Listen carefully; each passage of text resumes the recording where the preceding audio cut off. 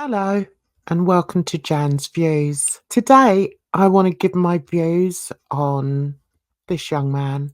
I'm sure you all know who he is. I'm sure you all know what's happened. And do you know, I thought long and hard about what I really wanted to say about Liam Payne. I'm well aware that he's got thousands of supporters, millions maybe, I don't know. So I don't want them all coming after me. Listen, I'm an old bint here who's just got views that she shares on YouTube. So anyway, I've been looking at this. I've taken countless screenshots, as you can see, and I thought I must be able to put my thoughts out about Liam Payne.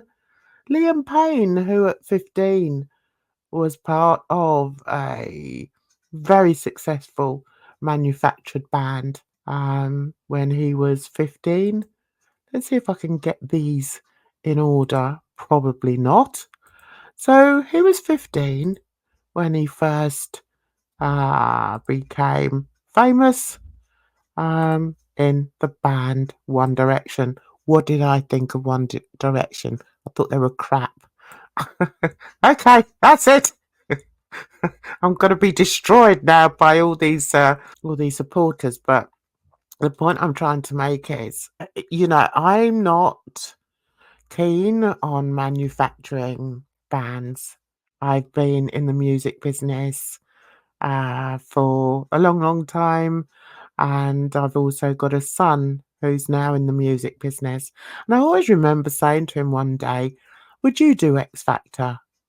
And he said, "No, mum, I wouldn't do it." He said, "Because no, they just use you, they just exploit you, and it's all for entertainment." And the thing is, I think if you're genuinely, I think if music means so much to you, I don't think X Factor is the place to go because they exploit you. They want people on that is gonna draw the numbers, and so I just think it's a very exploitative program, and I think a lot of musicians also feel the same way. Now, we have to remember when Liam first came, why haven't I got a picture of him on One Direction? No idea. Anyway, when he first came, into X Factor, he didn't actually do very well as a solo singer, and neither did the other 4 boys. So Simon Cowell thought, "I know, I'll make a band." So all of a sudden, these sort of mediocre singers were supposedly improved, can't think of the word, but by making them into this band, it was something that I always remember one of them saying, I don't know whether it was Simon or Louis, said that the thing with being in the band section is that there's not so many of them around, so you're going to do so much better if you're part of a band. Does that make sense, guys? Or am I just rambling? Nothing new there. Yeah, so I must admit, I think because of my love of music and also my appreciation of singer-songwriters, I just saw X Factor as entertainment, nothing more, nothing less, and I think a lot of people feel the same. So we have to remember that when he first started, he was 14, 15. The age gets younger. Every time I read something or I hear something, he's younger and younger. But yeah, so let's say he was about 15. Yeah, the band was catapulted into stardom. And personally, I don't think it was because of their talent. I just think it's because Simon Cowell is very good at pushing forward certain people that happen to go on X Factor. I've read many, many statements about who's responsible, who is responsible for what he finally did. How about he was responsible? He's a 31-year-old man. In my opinion, he was responsible. Now, people go back to when he was 14 or 15. And I saw somebody had actually said that he was a 14-year-old trapped in a 30-year-old biological body. He hadn't truly had the opportunity to live. See, now I would disagree with that. I think he did live. And I think people, they're always very quick to jump on the sort of martyrdom idea. Let's make him into a martyr because, he was young when he was first discovered. But I think we have to be very careful about who we feel deserves that kind of recognition. I personally don't think that he deserves that, but I'm sure people that are supporters of One Direction would feel that, yeah, he was a martyr. Uh, I don't think that, guys, but then that's just me. So this person also said, the developmental psychology he spoke about is real. He felt like other people controlled his life due to his fame and it affected him. Yeah, I'm sure it did, but that's happened to so many people. And I think it's very difficult when you look at a situation like this and you think the very first thing you think is, oh, well, what about the pressure of fame when you're 15? And, maybe you wasn't able to do this and maybe you wasn't able to do that. When I feel that the bigger question should be, why did he feel that he needed to take substances in order to feel normal? Who was the first person that came up with that idea? There's 5 guys, 5 young guys, okay, in their teens, in a hotel room. So who was it who said to them, "Tell you what, let's try this," or "Let's try that"? I think that's a very important question to ask in this situation.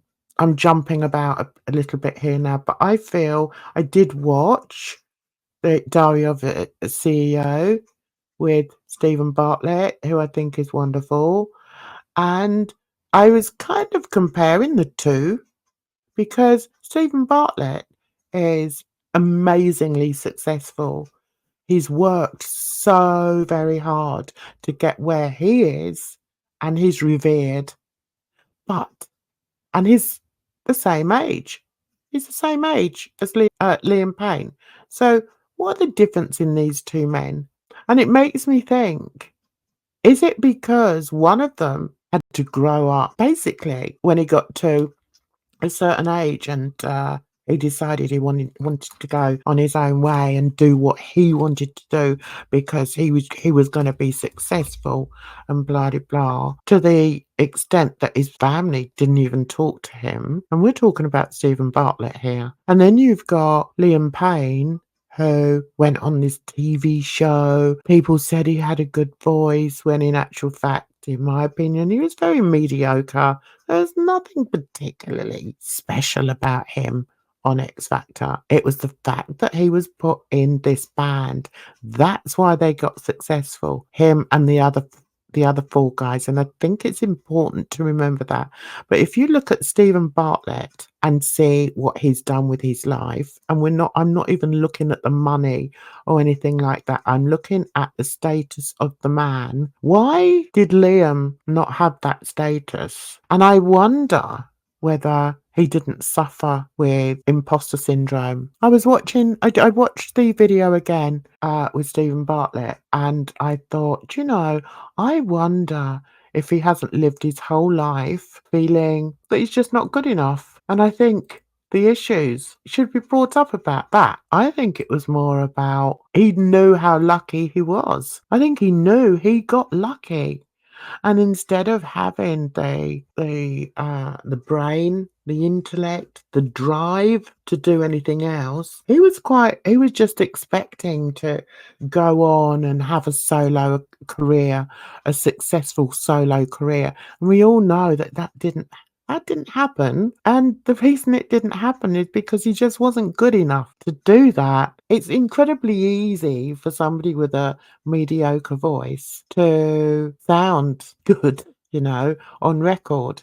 And I think that was the I think that's what happened with One Direction, and I think Liam knew that, and I wonder if that's not the reason he turned to drink and, the other stuff. There's so many different things that I want to say about him, and that's why I was like, "What will I say? What shall I say?" And I think the major thing I want to say is that the issue, as far as I'm concerned, wasn't that he got successful at a very early age, or that he was let down by, the music business and everything like that. I think the situation is that as a person, he had very, very low self-esteem, and ask yourself why. Maybe it was because other members of the band, even after they'd broken up, was so much more successful than he was, and he couldn't live with that. I don't think it's coincidental that the week of him being away in his drunken stupor or whatever state he was in, this young lady that he had a relationship with is talking about putting out a book and saying that he was stalking her and just being a complete arse. Why? Why was he doing that? He didn't need to do that. He could have any woman he wanted, couldn't he? What do you think, guys? I think it's way too easy to come up with reasons for people doing things. I mean, he was quite an intelligent guy. He was like, well, I'm never going to make it as a singer, am I? I'm never going to be happy in a relationship, no matter which girl is draped over me. I don't know. I think before we start sort of trying to make him into some sort of martyr to the cause. What cause? I think we just need to, just dig a little deeper and perhaps think, well, maybe he just wasn't able to deal with life. And that's sad, it is sad. I mean, there's things that are going to come out about, with this young lady that is really not very nice. It showed that he had a side, he had a dark side to him. And I just think we need to keep that in mind. Just let the guy rest in peace. I mean, if you look here on, the results of his autopsy, I mean, he had everything inside him. Mix of this, a mix of that. Why? He had the world at his feet. And this is his little boy here. And I think it's really sad that this little boy now, all he's going to remember is this, a picture of his dad. So let me know your thoughts. What do you think? Is it all, do you believe it's because he was treated a certain way when he was younger, when he was 14 and he was shot to stardom? What do you think, guys? I think, I think it runs a little bit deeper in that. And I think sometimes you just know. I mean, look at the eyes there. He's dead behind the eyes. So anyway, guys, I'm interested to hear what you've got to say about this. It is very interesting and it's very sad. We live in a very sad world, don't we, at the moment, guys? But you take care of yourselves out there and you be careful, because it's a rotten old world. So until the next one, bye bye for now.